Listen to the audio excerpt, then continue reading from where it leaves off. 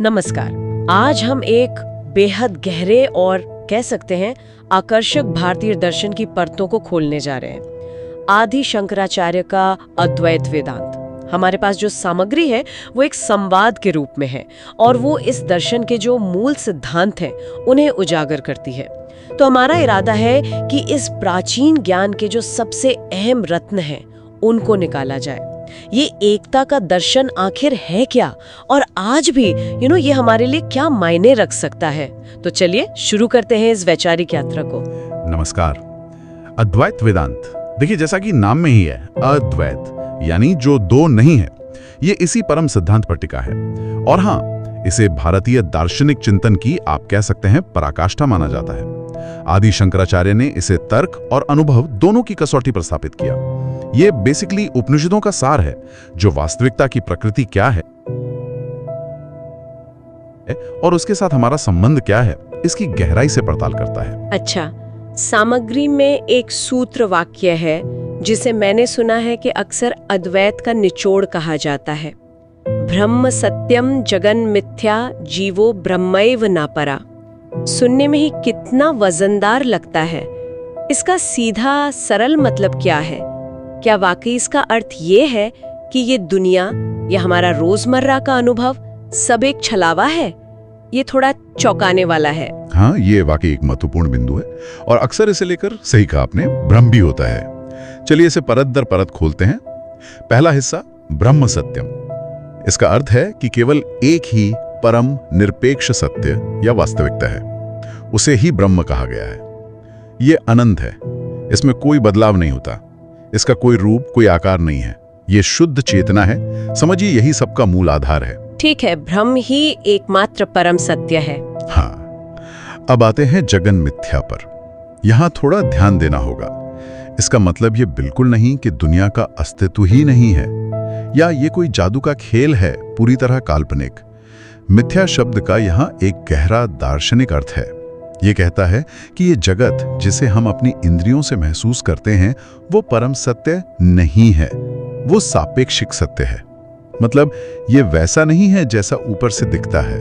अच्छा, तो मिथ्या मतलब नकली या झूठा नहीं, बल्कि सापेक्षिक, रिलेटिव ट्रूथ, यानी किसी और चीज की तुलना में कम स्थायी या कम वास्तविक। बिल्कुल सही पकड़ा।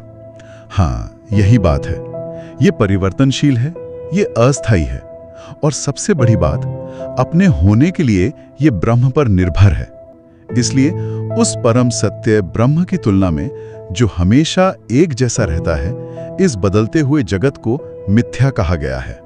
ये ब्रह्म की ही अभिव्यक्ति है, आप कह सकते हैं, उसी का एक प्रकटीकरण। अभिव्यक्ति या प्रकटीकरण, इसे थोड़ा और समझना चाहूंगी। क्या इसका कोई उदाहरण है जिससे ये बात ज्यादा साफ हो जाए? जरूर जरूर। सोचिए सोने के बारे में। गोल्ड, सोने से हार भी बनता है, कंगन भी, अंगूठी भी बनती है। दिखने में ये सब गहने अलग अलग हैं, इनके नाम अलग हैं, रूप अलग हैं, लेकिन इन सब का मूल तत्व क्या है? सोना। हाँ, उसी तरह ये जगत हमें अनगिनत नामों और रूपों में दिखाई देता है, पर इसका मूल तत्व, इसका आधार वो ब्रह्म ही है। लेकिन क्योंकि ये नाम और रूप बनते बिगड़ते रहते हैं, हमेशा नहीं रहते, इसलिए इन्हें परम सत्य नहीं माना जाता।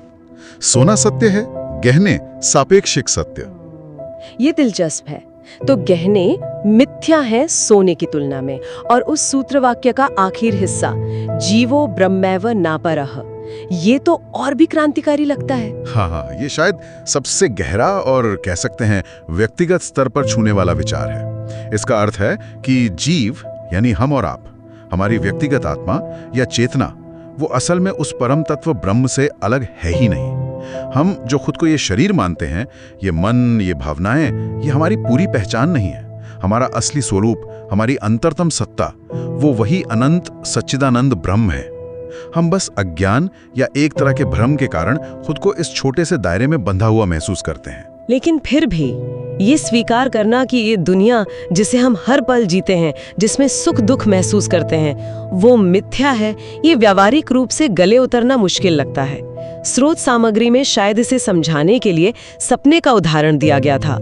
वो कैसे इस गुत्थी को सुलझाता है? हाँ, स्वप्न का दृष्टांत ये अद्वैत वेदांत में मिथ्या को समझने के लिए एक बहुत ही शक्तिशाली और सहज तरीका माना जाता है। जरा सोचिए, जब आप कोई सपना देख रहे होते हैं, उस वक्त उस सपने की दुनिया कितनी असली लगती है। सपने में आप कहीं घूम रहे हैं, लोगों से बातें कर रहे हैं, खाना खा रहे हैं, डर रहे हैं, खुश हो रहे हैं। सब कुछ 100% वास्तविक लगता है ना? हाँ बिल्कुल। सपने में तो कभी शक ही नहीं होता कि ये सपना है, उस वक्त वही सच होता है। ठीक, लेकिन जैसे ही आपकी आंख खुलती है, क्या होता है? एक झटके में आपको एहसास होता है कि वो पूरी दुनिया, वो लोग, वो इमारतें, वो घटनाएं, सब आपके ही मन की रचना थी। हाँ। उनकी अपनी कोई स्वतंत्र स्थायी सत्ता नहीं थी। वो सब कुछ आप पर, यानी जागृत अवस्था वाले आप पर निर्भर था। जागने के बाद आप ये नहीं कहते कि सपना बिल्कुल असत्य था, क्योंकि अनुभव तो हुआ था उसका।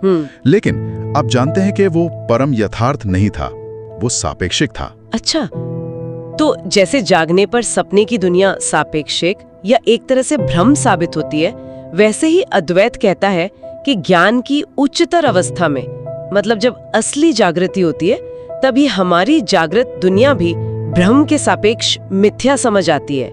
यह है कनेक्शन। एकदम सही, बिल्कुल यही अद्वैत वेदांत का तर्क है। जिस तरह स्वप्न जगत जागृत अवस्था के सापेक्ष मिथ्या है, उसी तरह यह जागृत अवस्था की दुनिया भी परम सत्य यानी ब्रह्म के दृष्टिकोण से मिथ्या है। यह पूरी तरह ब्रह्म पर आधारित है, उसी की अभिव्यक्ति है, लेकिन खुद में स्वतंत्र और स्थायी न होने के कारण परम सत्य नहीं है।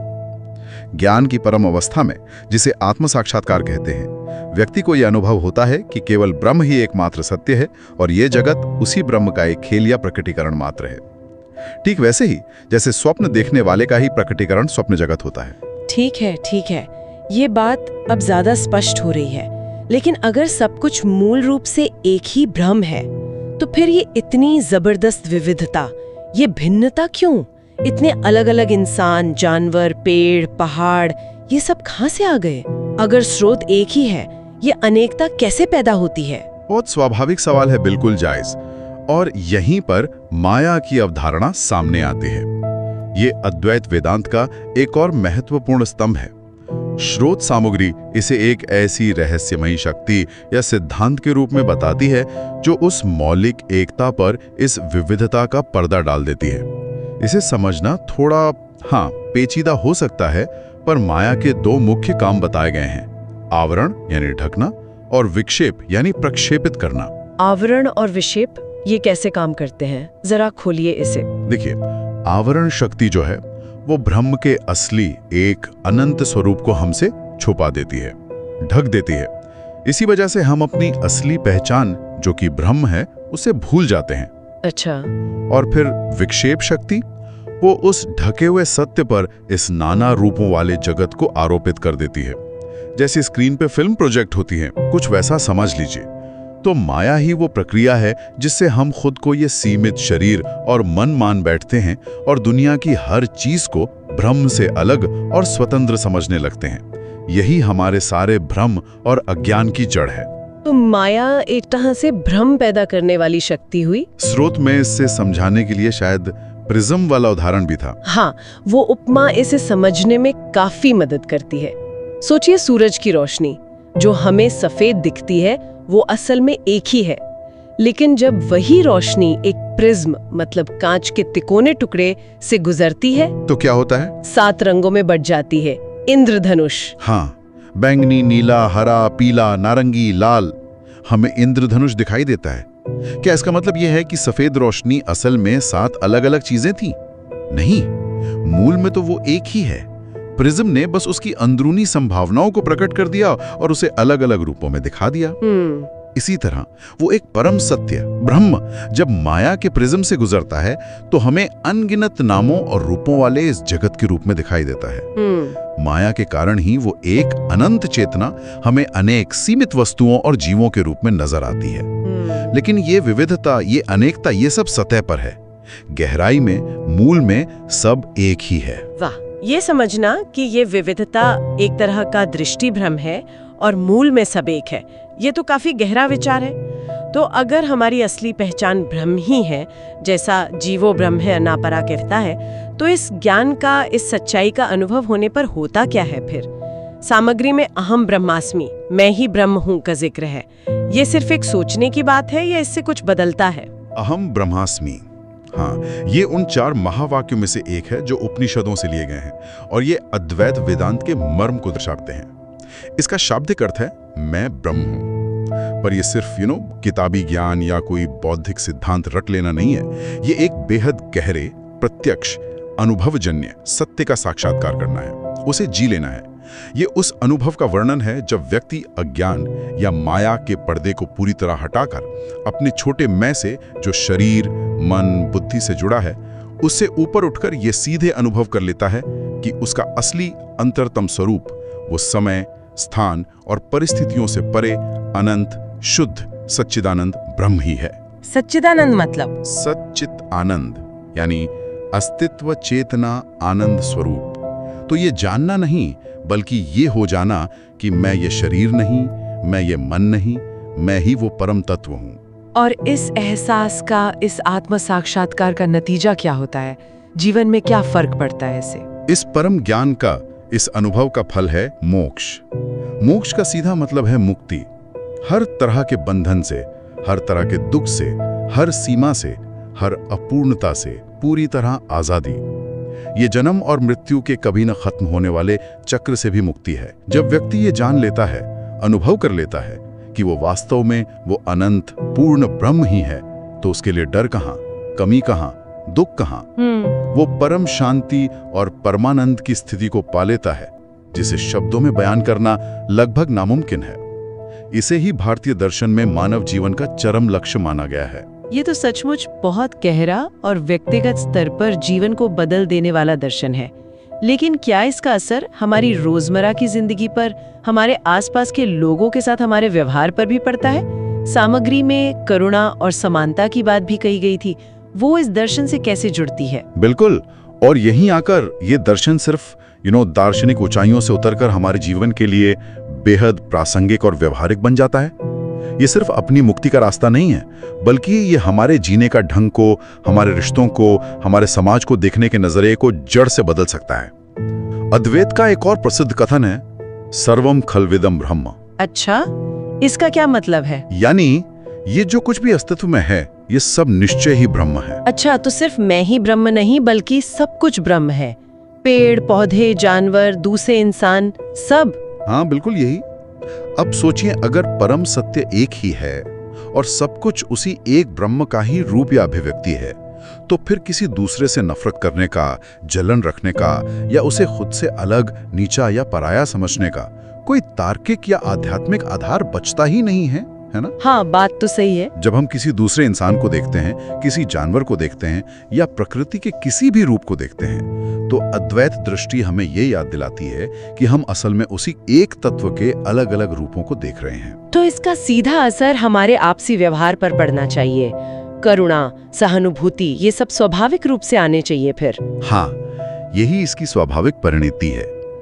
बिल्कुल, जब हम हर व्यक्ति में, हर जीव में उसी एक परमात्मा या ब्रह्म तत्व की झलक देखना शुरू करते हैं, तो अंदर से अपने आप करुणा, प्रेम, सहानुभूति और बराबरी का भाव जागता है। हम ये महसूस करने लगते हैं कि दूसरों का दुख कहीं ना कहीं हमारा अपना ही दुख है और दूसरों की खुशी में हमारी अपनी खुशी शामिल है।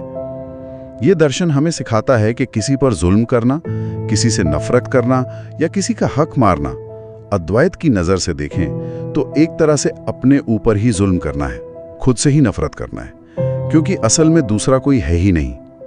ये समझ एक बहुत मजबूत नैतिक और सामाजिक आधार देती है। ये सिर्फ व्यक्तिगत शांति या मोक्ष का रास्ता नहीं दिखाती, बल्कि एक ज्यादा संतुलित, न्यायपूर्ण और प्रेम से भरे समाज को बनाने की प्रेरणा भी देती है। सचमुच ये लगता है कि अद्वैत वेदांत सिर्फ कुछ जटिल दार्शनिक विचारों का पुलिंदा नहीं है, बल्कि ये तो एकता में जीने की और दुनिया को एक बिल्कुल अलग, ज्यादा गहरी नजर से देखने की कला है। संक्षेप में कहें तो ये हमें बार बार याद दिलाता है कि सतह पर जो भिन्नता और अलगाव दिखता है, उसके नीचे एक गहरी बुनियादी एकता छिपी हुई है, और वही एकता हमारा असली स्वरूप है। हाँ बिल्कुल, और ये विचार के परम सत्य एक है और हम सब उसी के अटूट हिस्से हैं। ये भारतीय संस्कृति और सोच के केंद्र में रहा है। वसुधैव कुटुंबकम, सारी पृथ्वी ही एक परिवार है। ये भावना भी कहीं न कहीं इसी अद्वैत दृष्टि से ऊर्जा पाती है। सही बात है। ये हमें याद दिलाता है कि हमारे जितने भी मतभेद हैं, हमारी सीमाएं हैं, हमारी अलग अलग पहचानें हैं, ये सब सापेक्षिक स्तर पर सच हो सकती हैं, जरूर हैं, पर परमार्थिक स्तर पर, मतलब सबसे गहर सत्य के स्तर पर हम सब एक हैं। आज की दुनिया को देखें, जो इतनी बटी हुई है, इतने संघर्षों से भरी है, जहां हम धर्म, जाति, देश, रंग, न जाने कितने आधारों पर एक दूसरे से उलझ रहे हैं। ऐसे में शायद ये सवाल पूछना और भी जरूरी हो जाता है कि अगर हम इस एकत्व के भाव को, इस अद्वैत दृष्टि को बस थोड़ा सा और गंभीरता से लेने लगें, तो हमारे आपसी रिश्तों पर, हमारे समाज पर और पूरी इंसानियत पर इसका कैसा सकारात्मक असर पड़ सकता है। ये सोचने के लिए एक बड़ा विचार है। नमस्कार।